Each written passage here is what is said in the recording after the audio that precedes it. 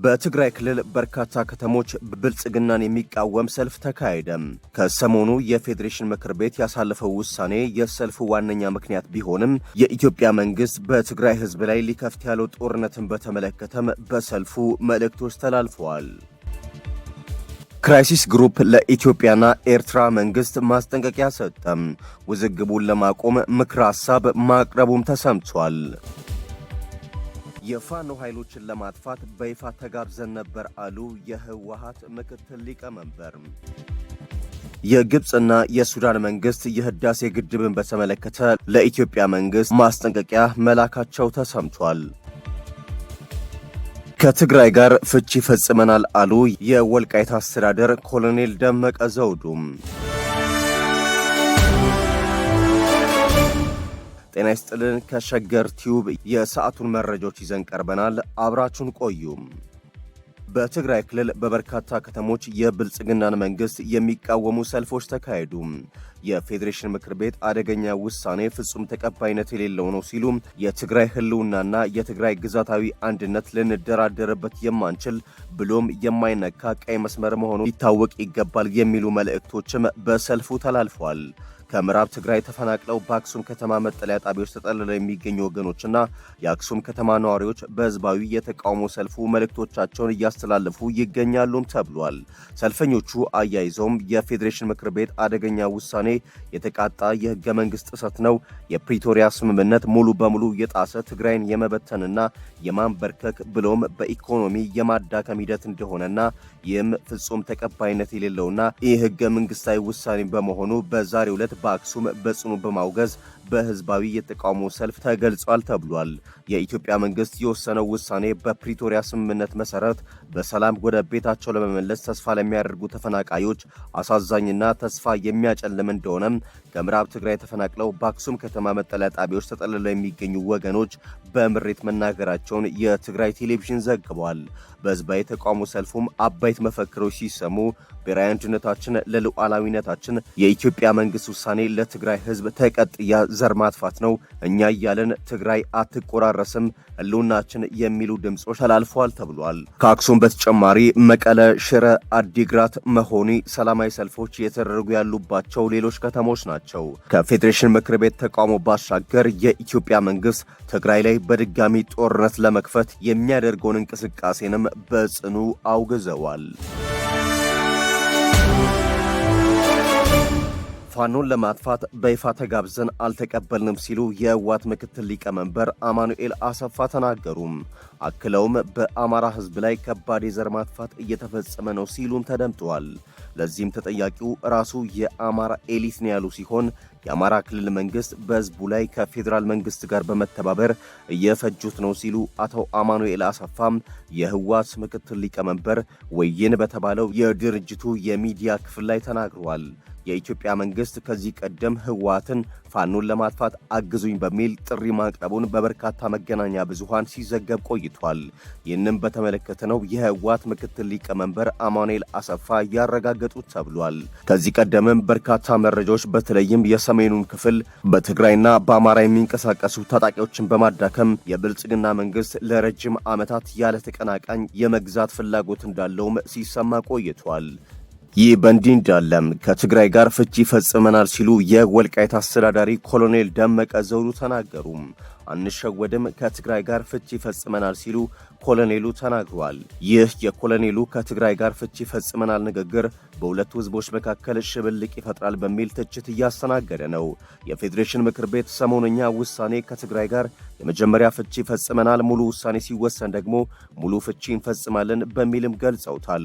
አንሸወድም፣ ትግሉ ይቀጥላል ያሉት የተከዜ ዘብ አዛዡም የትግራይን ፖለቲከኞች ግብዝ በማለትም ዘልፈዋል።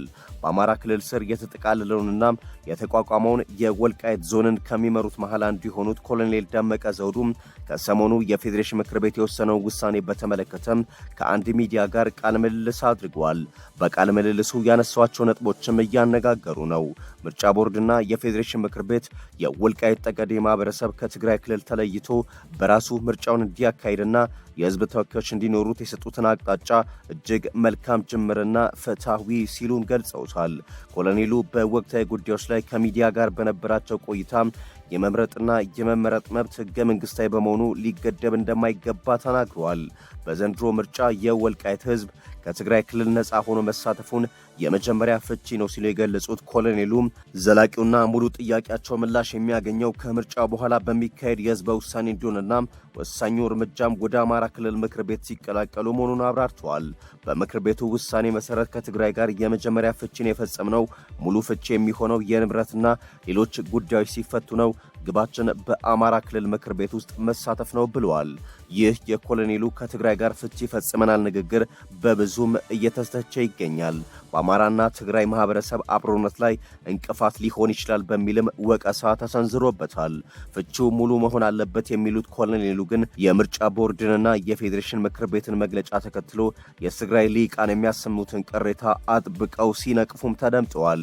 ህወሓት ራሱ ከህገ መንግስታዊ ውጭ ምርጫ እያካሄደ ሌላው ህጋዊ መብቱን ሲጠይቅ ህግ ተጣሰ ማለቱ ግብዝነት ነው በማለትም አክለዋል።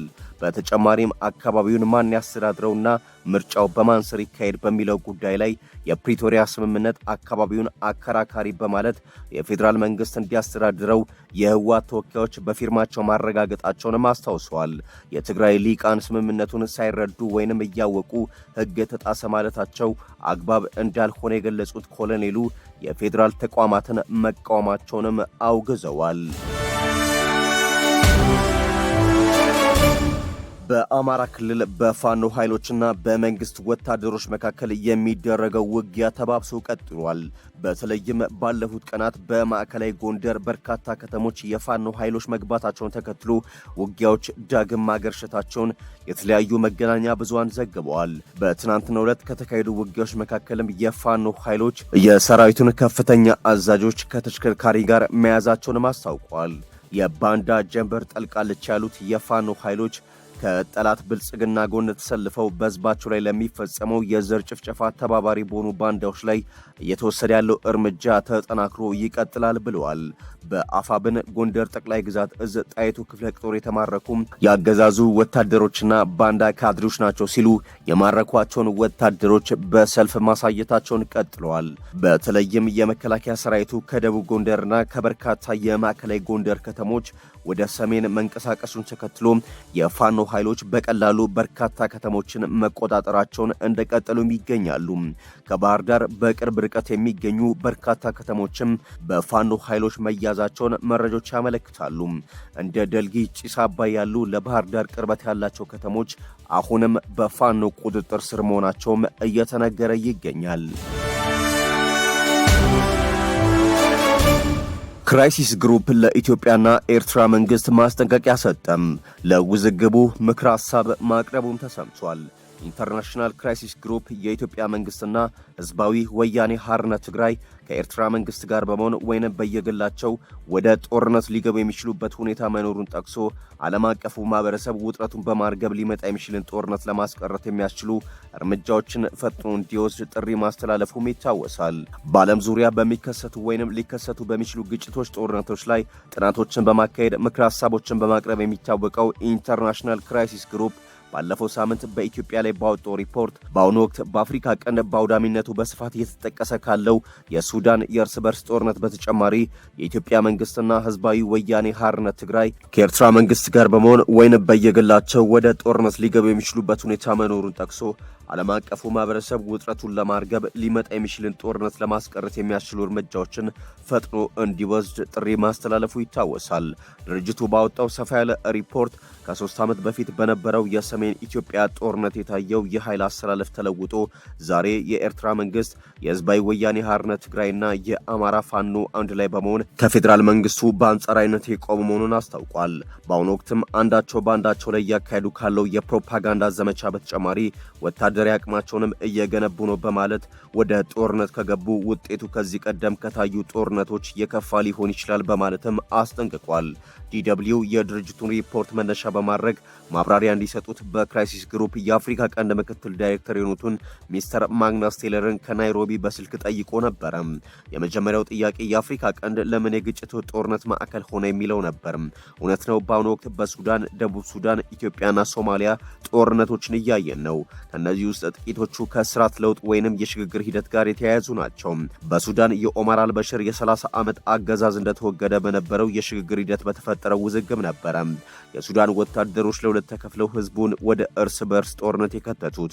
በኢትዮጵያም ከወያኔ መራሹ የኢህአዴግ አገዛዝ ወደ ጠቅላይ ሚኒስትር አብይ የብልጽግና መንግስት በተደረገው ሽግግር የመንግስትን ስልጣን ለመቆጣጠር በነበረ ግብ ምክንያት ነው ወደ ጦርነት የተገባው ብለዋል። የውጭ ኃይሎች ጣልቃ ገብነትም ግጭቶችን በማስፋት የራሳቸው ሚና ያላቸው በሆኑን በመጥቀስ ጭምር ሚስተር ማክስ እንደሚሉት ከፌዴራል መንግስቱ ጎን ቆመው የነበሩት የኤርትራ መንግስትና የፋኖ ኃይሎች ዛሬ ያኔ በጠላትነት ፈርጀው የወጉት ከነበረው ከህዝባዊ ወያኔ ጋር ማበራቸው ያልተጠበቀ ቢመስልም ከኤርትራ መንግስት ጋር ልዩነት መታየት የጀመረው ግን ጦርነቱ ሊያበቃ ሲቃረብ በወያኔ የወደፊት ዕጣ ፈንታ ላይ በአዲስ አበባና አስመራ መካከል በነበረ የሀሳብ ልዩነት ነው። ኤርትራውያኖቹ ህዝባዊ ወያኔ ሓርነት ትግራይ ሙሉ በሙሉ እንዲሸነፍ ሲፈልጉ፣ አብይ አህመድ ግን ህወሓት በትግራይ ፖለቲካ እንዲቀጥል የሚያስችለው ውሳኔ አስተላለፉ በማለት ይህ ዋናው የልዩነታቸው ምክንያት ሊሆን እንደሚችልም ገልጸዋል። ያም ሆኖ ግን በዘገባው እንደተጠቀሰውና ሚስተር ማግነስም በቃለ መጠይቅ እንዳረጋገጡት በአሁኑ ወቅት በተለያየ ጎራ ተሰልፈው የሚገኙት የኤርትራና የህዝባዊ ወያኔ ኃይሎችም ሆኑ የኢትዮጵያ ፌዴራል መንግስት በየግላቸው ምክንያት ጦርነት ጀማሪዎች መሆን አይፈልጉም። የኤርትራ መንግስት ወታደራዊ አቅሙንና የሚያስከፍለውን ዋጋ ከግምት ውስጥ በማስገባት የኢትዮጵያ መንግስትም እንደዚሁ ዳግም ጦርነት ውስጥ ገብቶ ላለመታየትና ከዓለም አቀፉ ማህበረሰብ ሊደርስበት የሚችለውን ጫናና ምናልባትም ማዕቀብ በማሰብ እንዲሁም የትግራይ ኃይሎች ካለፈው ጊዜ ይበልጥ ተዳክመውና ተከፋፍለው በሚገኙበት ወቅት በመሆኑና ህዝቡም ጦርነቱን እየተቃወመ በመሆኑ አንዳቸውም ቀድመው ጦርነቱን ላይጀምሩ ይችላሉ ብሏል።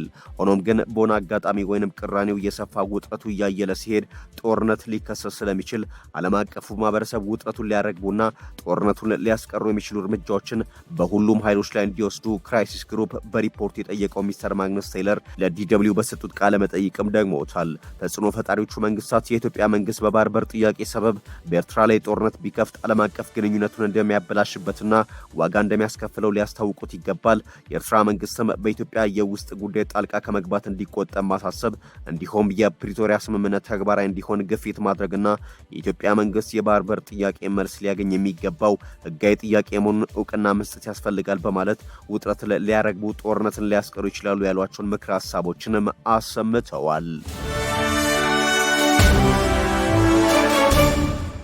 ግብጽና ሱዳን የታላቁ የኢትዮጵያ ህዳሴ ግድብን በተመለከተ ለኢትዮጵያ መንግስት ማስጠንቀቂያ ማስተላለፋቸው ተሰማ። የግብጽና የሱዳን ጠቅላይ ሚኒስትሮች በካይሮ ባደረጉት ስብሰባ በምስራቅ አባይ ተፋሰስ ላይ የሚወሰዱ ማናቸውንም ነጠላ ውሳኔዎች በጽኑ እንደሚቃወሙና ኢትዮጵያም እንዲህ አይነቱን አካሄድ እንድታቆም ጥሪ አቅርበዋል።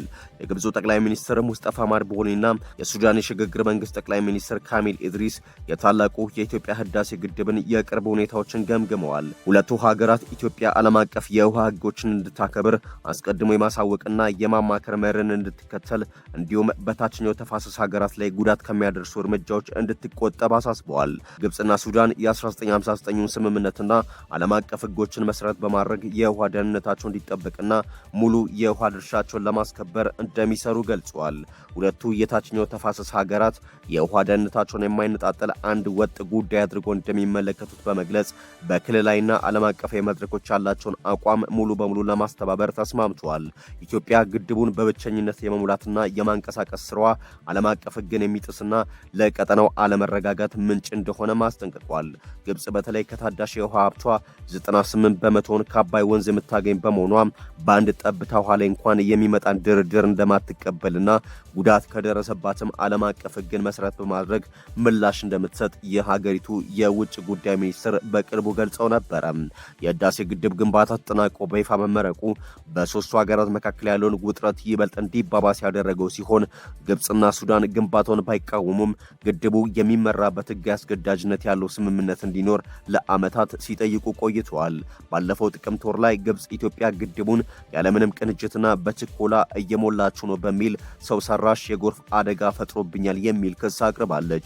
ፕሬዝዳንት አብዱል ፈታህ ሲሲም የግብጽ ብቸኛ ጥያቄ የውሃ መብቷ እንዳይነካና አስገዳጅ ስምምነት ላይ መድረስ መሆኑን በተደጋጋሚ ማስታወቃቸው አይዘነጋም።